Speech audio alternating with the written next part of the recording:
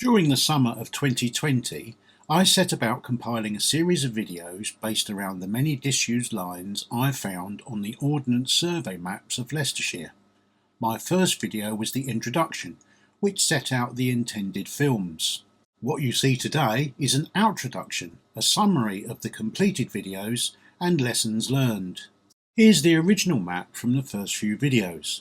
Leicestershire's railways were formed by many different companies, which in turn were taken over or absorbed by the larger, more experienced railways. For example, the independent Nuneaton and Hinckley later became the South Leicestershire line, but was quickly absorbed into the newly formed London North Western Railway. In the 1921 Railway Act, these many local lines and companies were eventually, had they not been originally, absorbed into the Big Four of London Midland Scottish, which included the LNWR and the Midland, the London North Eastern, which included the Great Central and the Great Northern.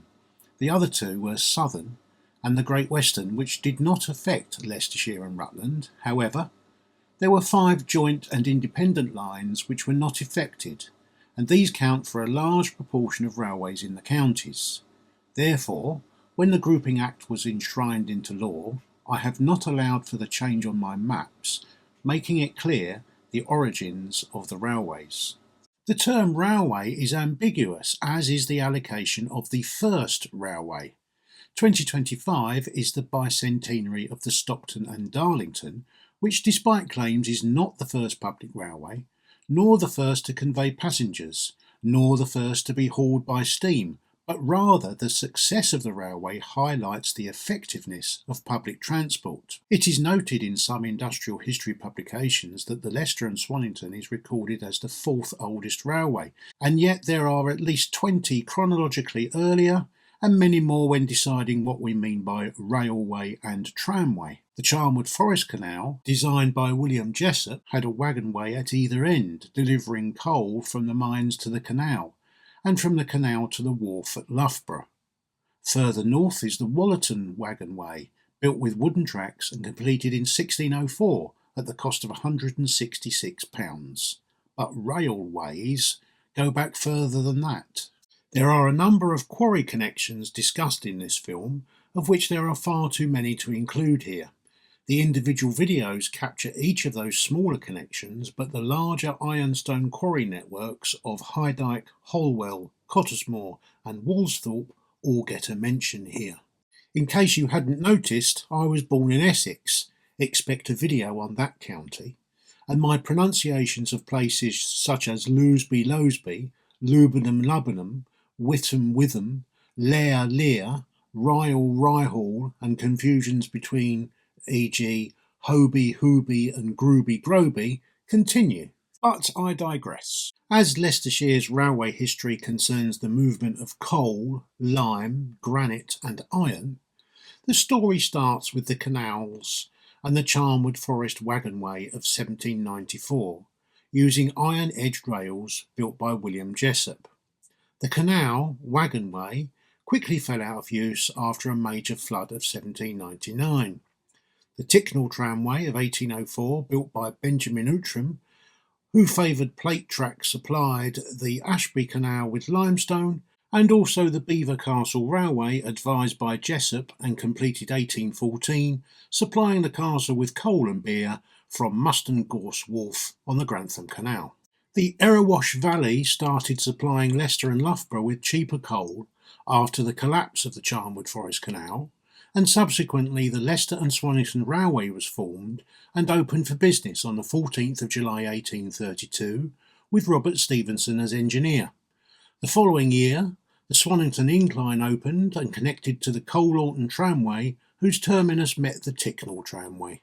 This area was rich in coal and granite. South of the county, the London and Birmingham Railway passed through Rugby in 1837. To the north, in 1839, the Midland Counties Railway connected Nottingham to Derby, and the Derby and Birmingham Junction Railway arrived, making Derby Station a tri-junct station, with the North Midland Railway from Leeds also terminating here in May 1840. Derby became the HQ for the Midland and remains a huge railway centre. Keen to connect their own passengers to London, the Midland counties extended south to meet the London and Birmingham at Rugby via Loughborough, Syston and Leicester. This line opened in July 1840 from Trent Junction. In 1844, the tri-junct railway merged to form the Midland Railway. In 1845, as part of the London and Birmingham line, the Northampton and Peterborough line via Thrapston and Wansford opened. Peterborough was also connected in 1846 by the Midland Railway's Syston to Peterborough line, even though the section between Stamford and Melton was delayed due to the Battle of Saxby, where Lord Harborough was in dispute with the legal claims from the Midland Railway. There were many fights between surveyors and prize fighters drafted in to stir up trouble. In 1847, the Midland bought out the Leicester and Swannington, ending years of competition between the coal producers of Leicestershire and those of the counties north of the Trent, merging to distribute across a wide area. The Trent Valley Railway opened through Rugby, Nuneaton and Tamworth, and shortly after were taken over by the LNWR, as well as the Northampton and Peterborough, which met end on end with the Eastern Counties Railway at Peterborough East. North of Trent, the Midland Railway extended to Codnor Park via Langley Mill. In 1848, the Syston and Peterborough had reached a compromise with a diverted route around the edge of Stapleford Park on a tighter curve. In order to meet the Lord's needs, a tunnel was dug so that he would not see trains passing by, and during construction the tunnel collapsed, taking trees with it, further incensing him. The curve would not be smoothed until 1894. The Midland extended the stand-alone Leicester and Swannington line in 1849 by connecting with Burton-on-Trent via Ashby-de-la-Zouch and Moira, and via a junction at Desford to the Midland Main Line at Knighton Junction to the south of Leicester.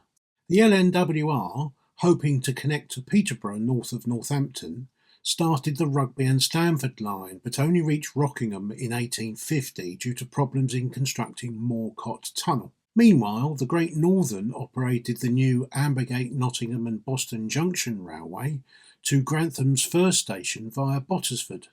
The first section of the Ticknell tramway connecting to the Ashby Canal closed as the canal ran out of money and never reached Burton as planned. In 1851, Moorcott Tunnel was complete almost 1 year late, and the LNWR joined at Luffenham, and in exchange for passage, the Midland Railway agreed to build a joint Market Harborough station, which was delayed by many years due to lack of funds.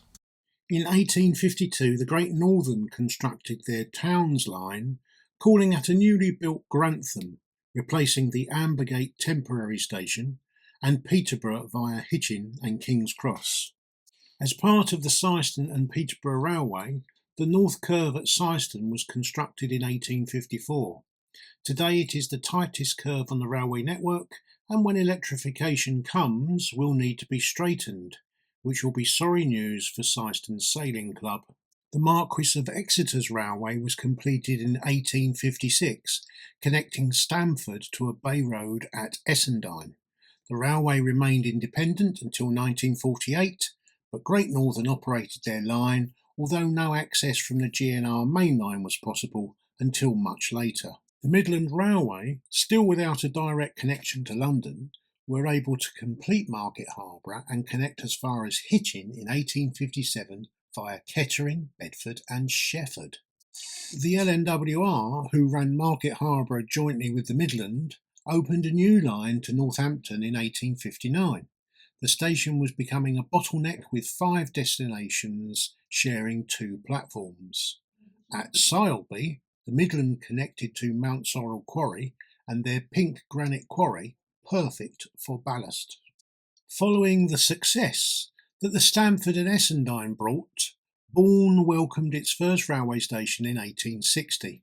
Though independent, the GNR ran their services and soon purchased it 4 years later due to a lack of profit. There was no access to the Stamford line at Essendine, and both lines faced away from Peterborough, and this would lead to their demise.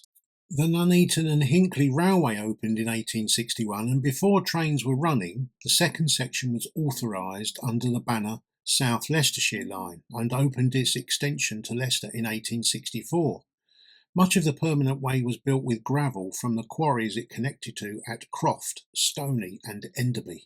The LNWR absorbed the line in 1867, the same year the Stamford and Essendine opened the Sibson extension to Wansford via Ufford Bridge. Again, the GNR operated on their behalf and the line joined Wansford facing away from Peterborough. The Melbourne line opened in 1868 with an intention to connect to Ashby. The railway was used as a military training site during World War II, including passages of trains and demolition, quick rebuild of track. Troops were also prepared for the D-Day landings. Looking for a route between the East and West Midlands and avoiding Derby, the Midland constructed a line from Trent Junction as far as Swarkston in 1869. In 1872, the Coal-Orton Railway, which had fallen out of use in 1860, gave part of its trackbed for the Melbourne line extension to Ashby, which also utilised part of the Ticknall tramway, and so this section of lines ceased operations. The Ashby and Nuneaton joint line between the LNWR and the Midland opened in 1873 between Nuneaton and Colville, with a branch to Moira and Overseal splitting at Shackerstone. This line was primarily to access the many coalfields. The line provided a branch to the Hinckley line at Stoke Golding, but it was never used, the railway inspector not satisfied the signalling met standards. A hoard of silver coins were discovered when building this branch, all dating from after AD 180. The Midland extended their line from Trent and Swarkston to reach the Burton line. In 1874, the Midland section from Melbourne to Ashby was completed, occupying the south section of the Ticknall tramway. With triangle junctions on the Ashby and Nuneaton joint line at Overseal and Swarkston, coal traffic was given many options for onward journeys. Now that railways had the coal business in their control, ironstone was next. Holwell Mineral Branch opened in 1877, initially as a standalone narrow gauge line, then upgraded to meet the under construction Nottingham-Kettering line. In 1878, the first section of the Great Northern and London North Western joint line connected Newark to Bottisford. The following year, the joint line was complete, initially as far south as Melton Mowbray. The Seaton to Wansford branch of the LNWR opened, giving the joint line access to Peterborough, and in November the joint line reached its southern junction, joining the Rugby and Stamford line. In 1880, the Midland Railway constructed their line from Nottingham direct to Kettering via Melton, Oakham and Corby. Before the line opened, Holwell was upgraded to a standard gauge line and connected to the joint line, sending freight to Melton long before passengers. On the joint line, the Great Northern opened a passenger branch at Marefield in 1882, giving access to Leicester. This branch was used mostly for holiday excursions to Skegness, Maplethorpe and Sutton-on-Sea via Bottisford. The following year, the Charnwood Forest Railway opened, extending from the eastern arm of the Ashby and Nuneaton joint line from Hugglescote and crossing the Midland Railway with a new station at Colville East. The Great Northern and London North Western joint lines branched through Medbourne to join the LNWR heading east had been available since 1879, but next to no service used it. Marefield Junction became a triangle and Medbourne gained a station which was solely GNR, so services were rare and erratic. Holwell Mineral Line extended to Waltham-on-the-Wolds in 1883, Eton in 1884 and Eastwell in 1885. The Woolsthorpe Ironstone branch opened in 1888 and the Stoke Golding branch was taken out of use. The Midland and Great Northern Joint Railway, made up of lines from railways in Norfolk and Lincolnshire, reached the Great Northern at South Witham in 1894, extending on a single line to Saxby as Midland only. On a branch controlled by Ashwell Signal Box, the Cottesmore Ironstone sidings connected to the Syston and Peterborough line just north of Oakham. To the south, the Uppingham single-track branch opened from Seaton and operated as a shuttle from a bay road. Mount Sorrel Quarry was connected on the south side to the unopened Great Central in 1898, no doubt providing a line with a vast supply of ballast and building material. In 1899, the vast undertaking of the London extension of the Manchester, Sheffield and Lincolnshire Railway, renaming itself the Great Central Railway, opened from Annesley to London Marylebone. It was the last main line of the steam age to be built. After the turn of the century, opulence persisted for 2 decades. The first changes happened during the First World War. The remaining section of the Ticknell tramway closed in 1915. The southern curve of Marefield Junction on the Great Northern and London North Western Joint Line was taken out of use in 1916, as was Great Northern's Medbourne station on the southern junction heading east. War's require materials and ironstone production increased. The High Dyke branch opened and the Great Central's connection to Mount Sorrel closed. In 1918, the Belvoir Castle Railway was taken out of use. Following the Grouping Act, railways looked at cost-cutting measures, and the Great Northern withdrew from the Sibson extension of the Stamford and Essendine, taking the line out of use in 1929. British Railways was formed in 1948 as the Swallington Incline closed, and the Bourne and Essendine was taken out of service in 1951. 1959 saw the wholesale closure of the Midland and Great Northern Railway across Norfolk and into Leicestershire. In 1960, the Uppingham branch closed as most of the users were schoolchildren. The railway had attempted to gain more ironstone quarries, but the school put a stop to it by buying up the land. The Midland Main Line had connected to London in 1857, and the Rugby branch was seen as a duplication of other services and closed in 1962. This was the kind of rationalisation that Beeching came to in his report published the following year. Stamford and Essendine stations had closed in 1959, and the last through service ran in 1963, though a section of the line served Merley's Blackstones until 1967. The Charnwood Forest Railway closed in sections up to 1963, with the M1 construction driving north, splitting the line. In 1964, all but the very northern section of the Great Northern and London North Western Joint Line is taken out of use. The Northampton and Peterborough line via Thrapston is closed. Holwell Mineral branch is closed, as are the Great Northern Ironstone lines feeding the joint line. The Desford branch of the Leicester and Swannington closed in 1966 as the Glenfield Tunnel became too narrow for modern stock. The Rugby and Stamford line and the line from Seaton to Peterborough is closed. The Great Central Railway closes south of Rugby. In 1967, the Nottingham direct route is closed north of Melton, but remains in British Rail's use as potential test track. The northern section from Nottingham is disconnected. In 1969, the Great Central closes as far as Rushcliffe, allowing access to the gypsum works from Nottingham, but all stations north of Nottingham close. Most of the Ashby and Nuneaton joint line closes in 1971, but still gives access to some coal mines. The Cottesmore and High Dyke branches close in 1973. Part of the Great Central is secured by the Mainline Preservation Group in 1974. The Woolsthorpe Ironstone branches close in 1975. The remainder of the Great Central closes in 1977 when a spur is created to connect the gypsum works to the Midland Main Line. The closed section of track south of Nottingham is secured by the Mainline Preservation Group. The same year saw the first passenger trains run on the Nene Valley Railway.